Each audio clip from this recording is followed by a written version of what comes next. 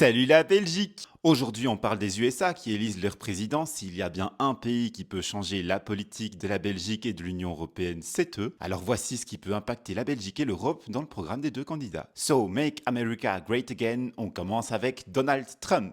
Une des choses les plus importantes avec Donald Trump concernant l'Europe et la Belgique, c'est qu'il pourrait quitter l'OTAN. En fait, ce qui irrite particulièrement Donald Trump, c'est que l'OTAN est censée être financée à hauteur de 2% du PIB de chaque pays membre et il y a très peu de pays qui arrivent à payer les 2%. La Belgique fait particulièrement partie des mauvais payeurs. Notre PIB s'élevait en 2023 à 584,7 milliards d'euros et de ça, on paye 1,15% approximativement à l'OTAN, c'est-à-dire à la grosse louche entre 5 et 6 milliards d'euros. Trump risque donc fort de nous demander d'augmenter la facture. Trump promet également un accord de paix en Ukraine, plutôt en faveur de la Russie. Il aime bien Poutine et l'Ukraine est totalement dépendante du soutien des États-Unis.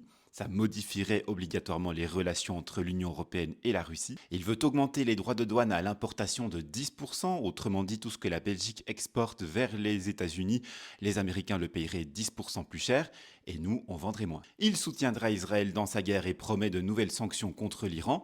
L'Europe devrait donc suivre et on n'aura pas de paix dans cette région-là avec lui au pouvoir. Enfin, les USA étaient de retour dans l'accord sur le climat de Paris. Trump va certainement les en retirer immédiatement. On a vu le Make America Great Again de Donald Trump et ses intentions avec l'Union européenne et la Belgique. Maintenant, nous allons voir le We Are Not Going Back de Kamala Harris. Abonnez-vous et puis dites-moi en commentaire qui de Trump ou Harris est le mieux pour vous. Kamala Harris se différencie beaucoup de Donald Trump, notamment sur les questions qui concernent l'Europe et l'OTAN, dans lequel elle veut rester, elle compte bien rester dans la même ligne diplomatique que Joe Biden. Des relations internationales au beau fixe avec les pays de l'Union européenne et de l'OTAN, mais en n'oubliant pas que ce sont les USA qui donnent le ton. Concernant la guerre en Ukraine, elle promet un soutien sans faille et aussi longtemps que nécessaire à Volodymyr Zelensky, ce qui veut dire qu'elle n'envisage pas la paix avec la Russie, elle continuera aussi longtemps que nécessaire les livraisons d'armes et donc l'Union européenne aussi va suivre et continuer le soutien militaire. Sur la question de l'Israël, elle va continuer son soutien militaire et ses livraisons d'armes, mais elle promet de faire tout ce qui est en son pouvoir pour ramener la paix